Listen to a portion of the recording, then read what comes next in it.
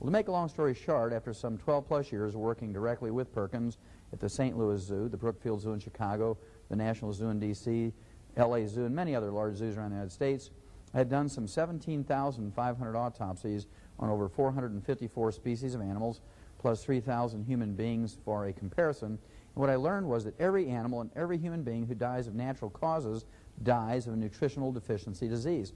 And I got all excited about nutrition again, and I wrote 75 scientific papers that were in medical journals and veterinary journals, international pathology journals.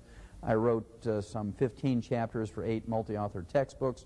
I wrote a textbook of my own that was 1,000 pages and 2,000 illustrations. And through the news releases of the large universities I worked with, I was on 20/20 with Hugh Downs and Geraldo before he got his nose broke for the first time.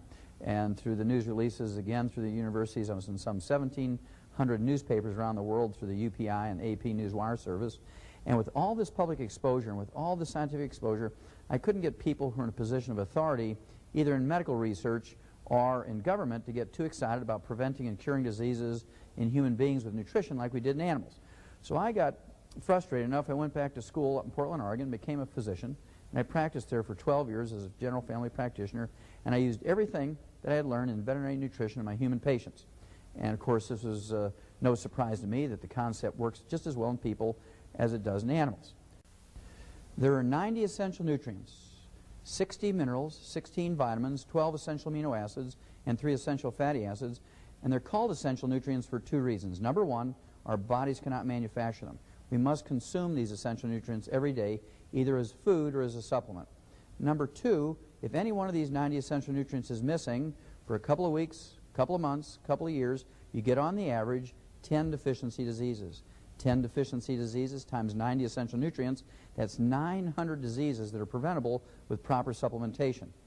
And the nice thing about this concept is, if you have any of these 900 deficiency diseases and you supplement properly, you have every honest expectation of getting some significant benefit. Many people will get 100% better. Then, we haven't had to think about this over the years since human beings have been on Earth, simply because our food plants, our grains, vegetables, fruits, and nuts, have been able to manufacture the vitamins, amino acids, and fatty acids. And this whole concept was very interesting to researchers back in the 30s and 40s. They believed that you could get everything you needed from your 4 food groups because plants did manufacture vitamins, amino acids, and fatty acids. And that's where that whole malignant, dumb belief came from, that you could get everything you needed from your 4 food groups. And of course, that little sentence has killed more Americans than all the foreign enemies put together in the 220 years we've been a nation. Now, you notice I didn't talk about minerals. Minerals are a different concept. Minerals cannot be manufactured by plants, as we've already said. And as a result, you have to consciously supplement with minerals. You can get some vitamins. You can get some vitamin A and beta-carotene and vitamin C and vitamin E from your grains, vegetables, fruits, and nuts, but you cannot get minerals. You cannot guarantee you're going to get minerals, so you must supplement with minerals for this reason. How important are minerals? Well, they're used as cofactors for vitamins. You cannot use vitamins without mineral cofactors. You cannot use enzymes. You cannot use hormones. You cannot use DNA, RNA, chromosomes. You cannot even use oxygen without mineral cofactors. That's how important they are. Secondly, minerals do not occur in a uniform blanket around the crust of the earth. Minerals occur in veins like chocolate ripple ice cream. And you know that chocolate ripple ice cream is 99% vanilla and it's just 1% chocolate. And here's our problem. Plants cannot manufacture minerals. Minerals do not occur in a uniform blanket around the crust of the earth. They make up 2/3 of the 90 essential nutrients. 60 minerals out of 90 nutrients, 2/3 of the 90 essential nutrients are minerals. That's how important they are.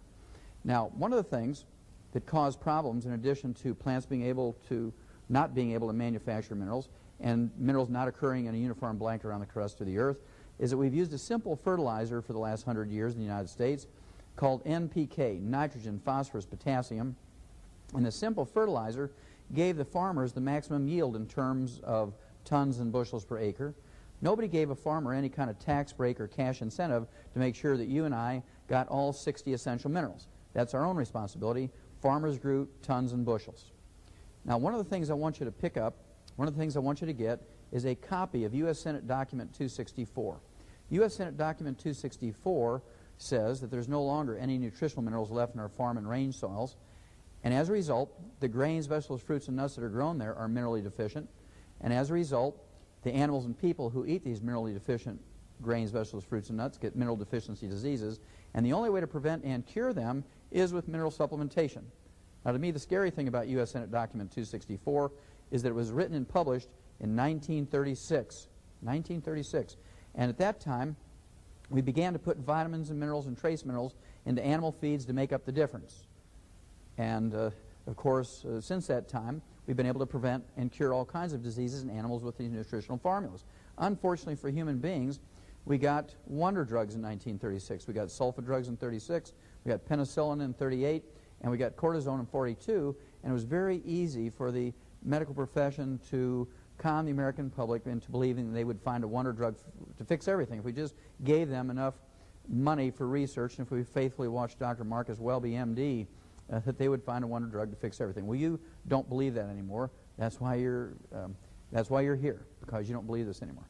You cannot get everything you need from your four food groups, and you must supplement with your vitamins and your minerals. There are 5 early warning symptoms that even a 5-year-old can recognize when you have mineral deficiencies that are dangerous and life-threatening. Number 1 is white, gray, and silver hair. White, gray, and silver hair indicates a copper deficiency because copper is required to manufacture hair pigment. Doesn't matter if your hair color, if your original hair color is blonde or red or brown or black. Copper is required as a cofactor to manufacture this hair color. So if you have white, gray, or silver hair, you actually have a copper deficiency. Now, if this was just a cosmetic problem, it'd be no worry, but there are more sinister things going on when you have a copper deficiency. Copper is also required as a cofactor to manufacture the elastic fibers in your body, including the elastic fibers in veins and arteries.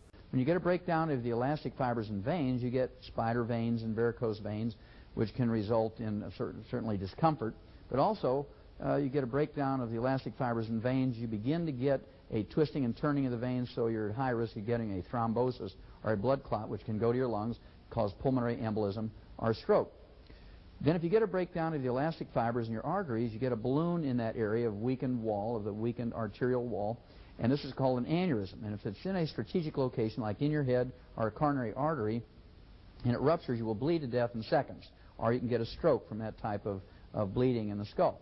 This is due to a copper deficiency. Now, the nice thing about this is if you supplement with colloidal and chelated copper, the hair color will begin to come back, and it always comes back first at the nape of the neck, comes back over the top of the head, then the sides of the head. You're going to look like a pinto pony for a couple of months while this regrowth of hair color is going to take place. But when you see this hair color coming back on the outside, you know that the elastic fibers are healing on the inside in your veins and your arteries. Secondly, there's the liver spots or age spots in the back of your hands, your face, and your neck. And these liver spots, if you have 5 of them on the outside, you actually have millions of them in your brain, your eyes, your thyroid gland, your lungs, your heart, your liver, your kidneys, your bone marrow. And these are actually rancid fat. They're called trans fatty acids. They're called ceroid is a technical name, C-E-R-O-I-D, ceroid lipofusin. These are trans fatty acids. They're free radicals. They increase your risk of cancer and heart disease many, many hundreds of %. If you actually have a eyelid twitch, if you have a toe cramp, foot cramp, leg cramp, if you have spasms of the large muscle groups in your back, this indicates a calcium deficiency. And if you have a calcium deficiency, you don't want to wait until, of course, you have something tragic happen, like compression fractures or a fracture of your hip or your leg, which can be life-threatening. You want to supplement with calcium in the most quick way you can do it. And, of course, you want to do this as colloidal and chelated calcium, so you can rebuild those bones. And this is extremely important. Don't miss these things. You could be 15 years old and have an eyelid twitch. Your body's telling you that you have a calcium deficiency. If you have low blood sugar, narcolepsy, or hyperinsulinemia, if you have diabetes, if you have adult onset type 2 diabetes, this indicates that you have a chromium and vanadium deficiency.